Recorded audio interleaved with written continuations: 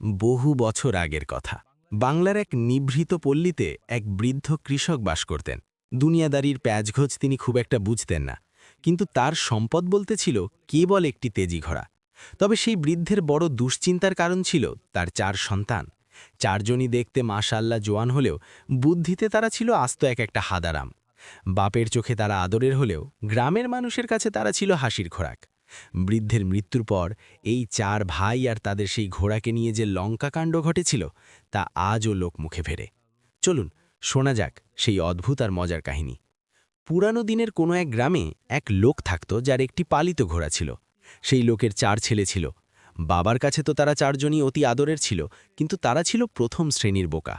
যখন সেই লোক মারা গেল, তখন তার ছেলেরা নিজেদের মধ্যে পরামর্শ করল যে বাবা তো দুনিয়া থেকে চলে গেলেন, এখন এই ঘোড়াটিকে কে পালবে। তারা মিলে সিদ্ধান্ত নিল যে ঘোড়াটিকে কেটে নিজেদের মধ্যে ভাগ করে নেবে এবং প্রতি ভাইয়ের ভাগে ঘোড়ার একটি করে পা পড়বে। কিন্তু তাদের জন্য বিপদ হয়ে দাঁড়ালো যে ঘোড়ার বাকি শরীর কিভাবে ভাগ করা হবে। তারা ঘোড়ার কাছে দাঁড়িয়ে এই হিসাব নিকাশি করছিল যে সেই সময় এক ব্যক্তি সেখান দিয়ে যাচ্ছিল। সে ওই 4 ভাইকে জিজ্ঞেস করল, ভাইয়েরা, তোমাদের মধ্যে কোন বিষয়ে মতবিরোধ চলছে আমাকে বলো, হতে পারে আমি তোমাদের সমস্যার কোনো সমাধান বের করতে পারবো। 4 ভাইয়ের মধ্যে একজন জবাব দিল, আমরা 4 ভাই, আপনি আমাদের বলুন আমরা এই ঘোড়াটিকে নিজেদের মধ্যে সমানভাবে কিভাবে ভাগ করব। সেই লোক বলল, এ তো খুব সহজ, এমন করো, এই ঘোড়াটি বিক্রি করে দাও আর যে টাকা পাবে তা নিজেদের মধ্যে ভাগ করে নাও। 4 ভাই এই কথায় রাজি হয়ে গেল এবং ঘোড়াটি বিক্রি করার জন্য শহরের দিকে রওনা হলো। সফরের সময় তারা একটি জঙ্গলের ভেতর দিয়ে যাচ্ছিল। সেখানেই তাদের রাত হয়ে গেল। 4 ভাই সারাদিনের ক্লান্ত ছিল। সেখানে শোয়ামাত্রই তাদের ঘুম চলে এলো। যখন তারা গভীর ঘুমে মগ্ন ছিল তখন রাতের কোনো এক প্রহরে এক চোর সেখান দিয়ে যাচ্ছিল। সে দেখল যে 4 জন লোক বেখবর হয়ে ঘুমাচ্ছে এবং জোরে জোরে নাক ডাকছে। চোর আস্তে করে ঘোড়ার দিকে এগিয়ে গেল, ঘোড়ার রশি খুলল এবং আস্তে করে ঘোড়াটিকে ভাগিয়ে নিয়ে সেখান থেকে চলে গেল। কিছুক্ষণ পর এক ভাইয়ের চোখ খুলল, তো সে দেখল যে ঘোড়া সেখান থেকে গায়েব। সাথে সাথে সে অন্য ভাইদেরও জাগালো এবং জানালো যে আমাদের ঘোড়া চুরি হয়ে গেছে।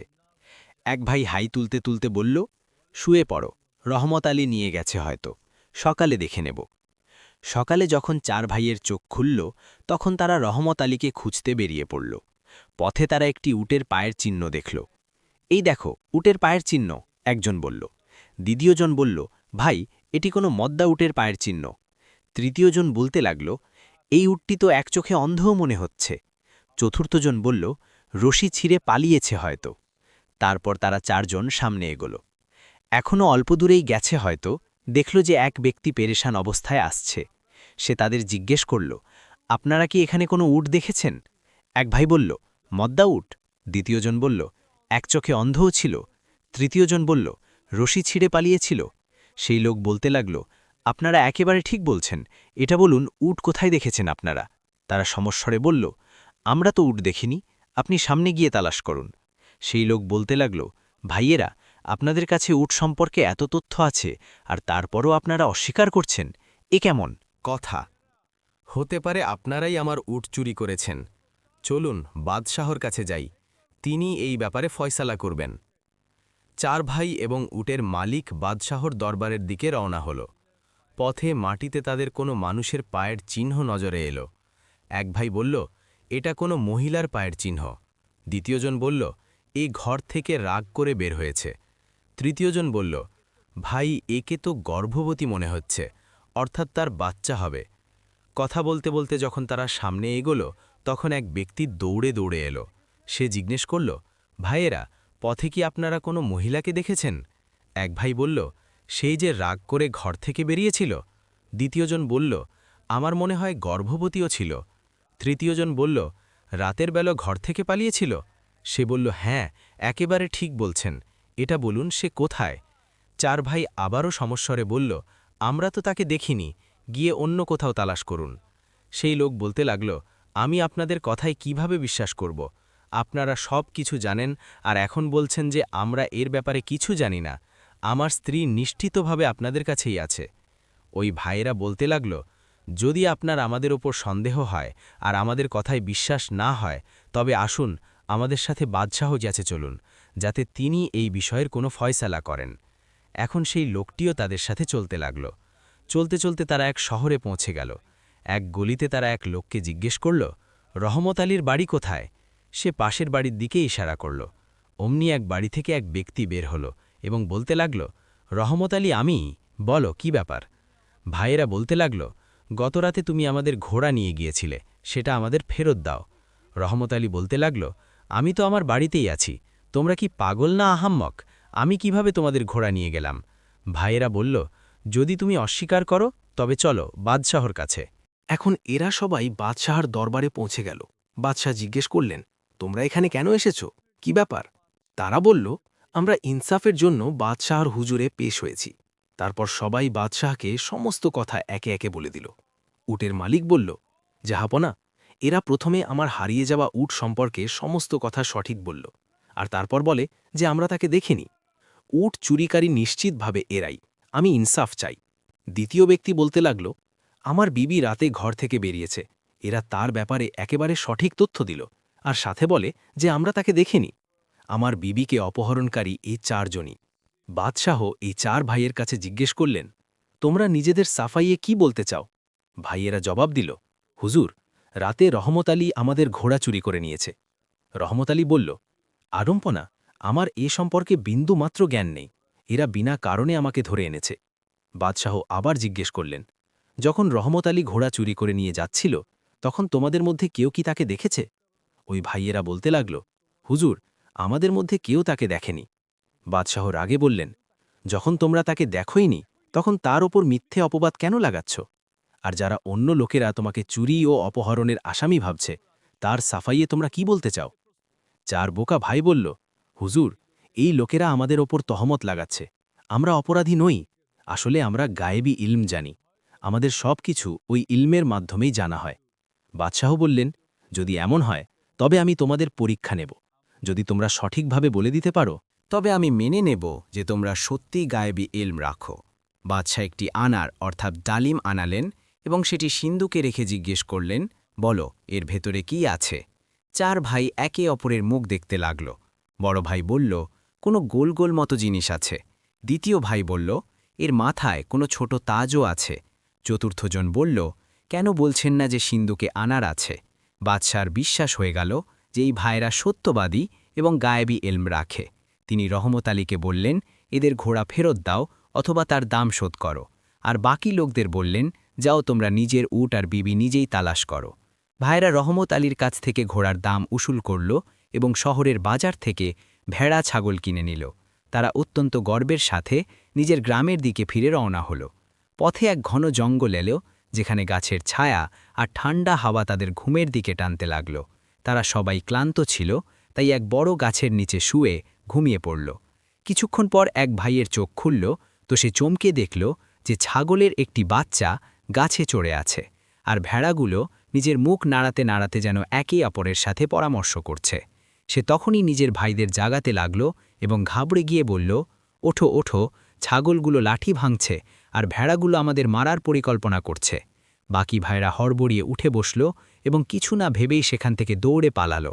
তারা ভেড়া ছাগলগুলো ওখানেই ফেলে গেল।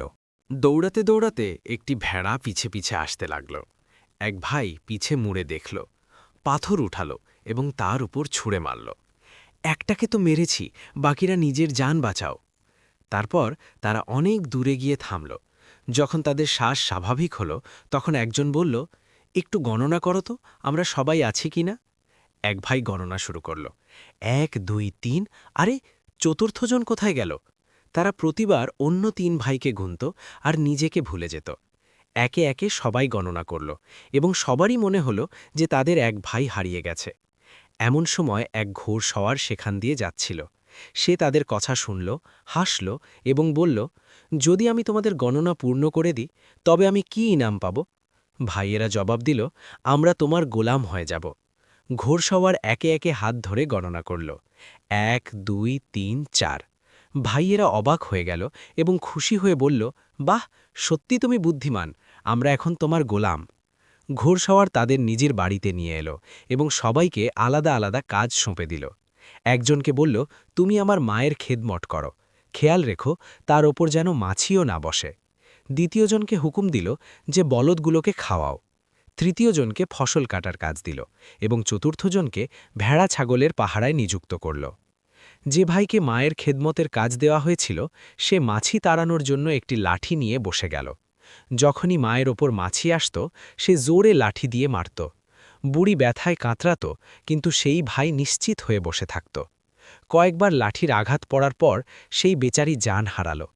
যখন সে একেবারে শান্ত হয়ে গেল তখন ভাই ভাবল সে ঘুমাচ্ছে এবং তার ওপর চাদর টেনে দিয়ে এক পাশে গিয়ে বসল। বলদওয়ালা ভাই ভাবল যে জানোয়ারদের খাওয়ানো খুব মুশকিল কাজ, তাই সে বলদগুলোকে জবাই করে তাদের মাথা খড়ের গাদার ভেতরে পুঁতে দিল, যাতে তারা নিজে নিজেই খেতে থাকে। ফসলওয়ালা ভাই ভাবল যে গম কাটা আর পরিষ্কার করা অনেক লম্বা কাজ। সে তাড়াতাড়ি কাজ শেষ করার জন্য ফসলেই আগুন লাগিয়ে দিল, যাতে গম আগে থেকেই ভাজা হয়ে যায়।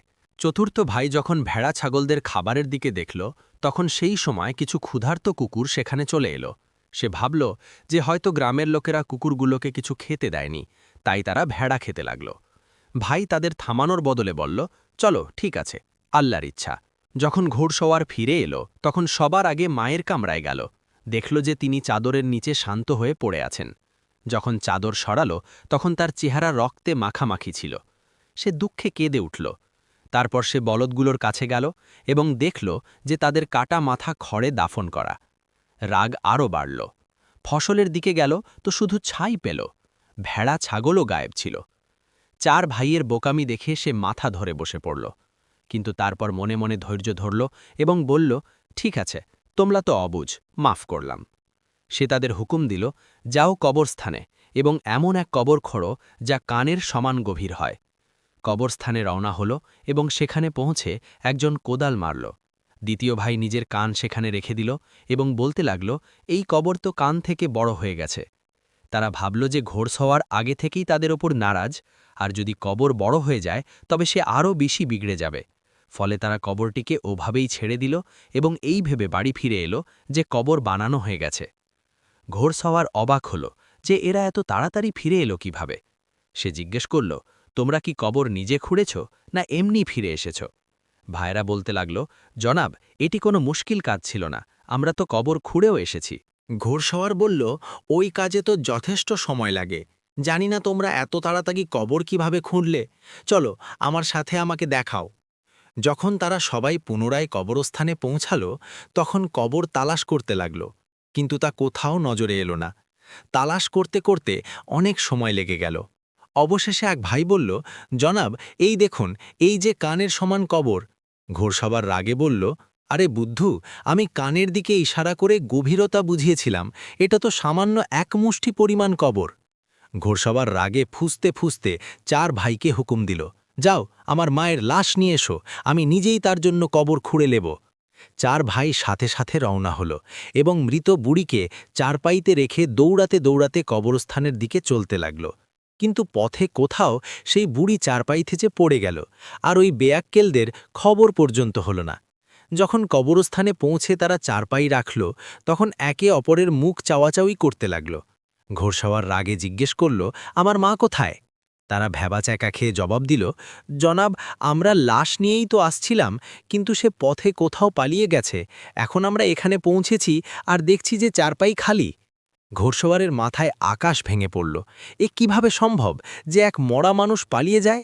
তারপর সে রাগে বলল, গিয়ে আমার মাকে যেভাবে পারো তালাশ করে নিয়ে এসো, নয়তো তার জায়গায় তোমাদের চারজনকে এখানে দাফন করে দেব। চার ভাই সাথে সাথে আবার তালাশে বের হল। এখনও অল্প দূরেই গেছে যে তারা এক বুড়িকে কাঠ কুড়াতে দেখল। তারা সাথে সাথে তার ওপর দোষ চাপাল, তুমি এখানে কাঠ জমা করছো, আর এদিকে তোমার ছেলে আমাদের জ্যান্ত পুঁতে ফেলার ধমকি দিচ্ছে। তারপর কিছু না ভেবেই চার ভাই সেই নিরপরাধ বৃদ্ধা মহিলাকে জোর করে ধরল এবং চারপাইতে শুইয়ে বেল। সে বেচারি চিৎকার করতে লাগল, হাত পা ছুটতে লাগল, কিন্তু কেউ শুনল না। তারা তাকে নিয়ে সোজা কবরস্থানে পৌঁছে গেল। ঘোড়সওয়ারকে বলতে লাগল, এই নাও তোমার মা, এখন তাকে সামলাও। আমরা তো শুধু শুধু বদনাম হচ্ছিলাম, এও আসতে চাইছিল না, তো আমরা তাকে জোর করে তুলে এনেছি। ঘোড়সওয়ার যখন বৃদ্ধা মহিলাকে দেখল তখন অবাক হয়ে গেল। ওই মহিলা বুড়িভাবে কাঁদছিল, আতঙ্কিত হয়ে গিয়েছিল। ঘোড়সওয়ার সাথে সাথে বুঝে গেল যে মামলা কি। সে ওই নিরপরাধ মহিলার কাছে ক্ষমা চাইল এবং বলল, এই নাদানরা আমার মায়ের লাশ কোথাও হারিয়ে ফেলেছে আর আপনাকে তুলে এনেছে। আমি আপনার কাছে মন থেকে ক্ষমা চাইছি। তারপর সে নিজে বের হলো এবং কিছুক্ষণ তালাশের পর তার মায়ের আসল লাশ খুঁজে নিয়ে এলো। তাকে ইজ্জাত আর সম্মানের সাথে দাফন করল। ঘোড়সাওয়ার ওই 4 বোকা ভাইয়ের কর্মকাণ্ডে অতিষ্ঠ হয়ে উঠেছিল। সে অবশেষে তাদের সবাইকে ধাক্কা দিয়ে নিজের বাড়ি থেকে বের করে দিল এবং সারা জীবনের জন্য তাদের খেদমত থেকে আজাদ হয়ে গেল।